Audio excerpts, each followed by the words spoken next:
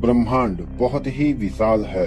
अगर इसमें सिर्फ हम ही हैं तो ये जगह की बहुत बड़ी बर्बादी होगी। ये विचार कार्ल सैगन का था।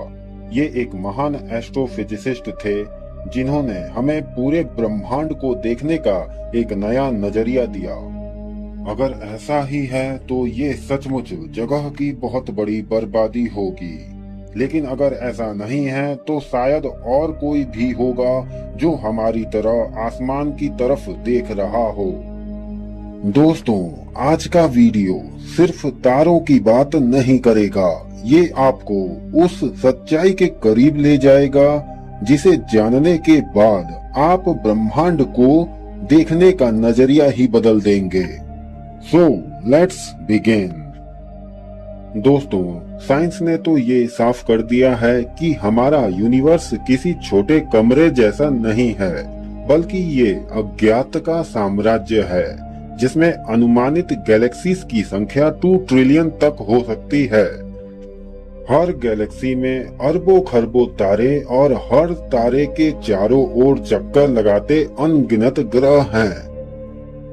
और इन्हीं तारों में से एक तारा है हमारा सूर्य, जो हमारी पृथ्वी पर जीवन होने के लिए जिम्मेदार है। अब सोचिए, अगर पृथ्वी पर जीवन का विकास हो सका तो क्या ऐसा कुछ अन्य ग्रहों पर नहीं हो सकता? हो सकता है किसी ग्रह पर पानी की बूंदें गिरी हो, शायद वहां भी एक कोशिकीय जीव ने जन्म लिया हो। वैज्ञानिकों ने हजारों ऐसे एक्सोप्लैनेट्स खोज निकाले हैं जो कि हैबिटेबल जोन में हैं, यानी जहां जीवन पनप सकता है। तो सवाल सिर्फ ये नहीं कि कहीं जीवन है कि नहीं, बल्कि सवाल तो ये है कि अगर कहीं जीवन है भी तो वो जीवन कैसा होगा। दोस्तों, नासा के वैज्ञानिक मानते हैं अगर हमें कभी किसी ग्रह पर जीवन मिला तो वो हमारी कल्पना से कहीं ज्यादा अजीब होगा।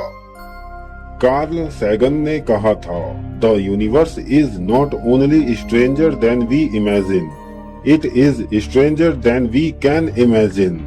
मतलब ब्रह्मांड उतना अजीब नहीं जितना हम सोच सकते हैं, वो उससे भी ज्यादा अजीब है जितना हमारी कल्पना में आ सकता है। हो सकता है कि वहाँ जीवन इतना विलक्षण हो कि वो हमारी समझ से भी परे हो, यानी जीवन एक अलग ही रूप में हो। क्या इतने बड़े ब्रह्मांड में कोई और नहीं? इस अनंत ब्रह्मांड में अगर सिर्फ हम ही हैं, तो ये विचार बेहद अकेलापन और डर पैदा करने वाला है। अरबों खरबों गैलेक्सीज, अनगिनत ग्रहों के बावजूद जीवन का केवल पृथ्वी पर होना ये दिखाता है कि हम कितने दुर्लभ हैं। ये सोचकर भी डर की अनुभूति होती है कि पूरी सृष्टि में हमारे सवालों का जवाब देने वाला कोई नहीं, कोई आवाज नहीं, कोई संकेत नहीं, सिर्फ खामोशी। ये अकेलापन केवल अस्तित्व का संकट नहीं बल्कि चेतना का भी है। अगर हम ही इस विशाल ब्रह्मांड में सोचने, समझने और सवाल पूछने वाले इकलौते प्राणी हैं, तो ये हमें विशेष नहीं बल्कि और भी असहाय बनाता है। हमें न सिर्फ अपने अस्तित्व की रक्षा करनी है बल्कि इस रहस्य से भी जूझना है कि क्या कहीं और भी जीवन है। ये अनजाना डर और अनुत्तरित प्रश्न ब्रह्मांड की इस खामोशी को रहस्यमय और गूंजदार बना देते हैं। तो क्या सचमुच हम इस ब्रह्मांड में अकेले हैं, या फिर बाकी सभी हमसे इसलिए दूर हैं क्योंकि अभी हम ब्रह्मांड के रहस्यों को समझने के काबिल नहीं हुए हैं?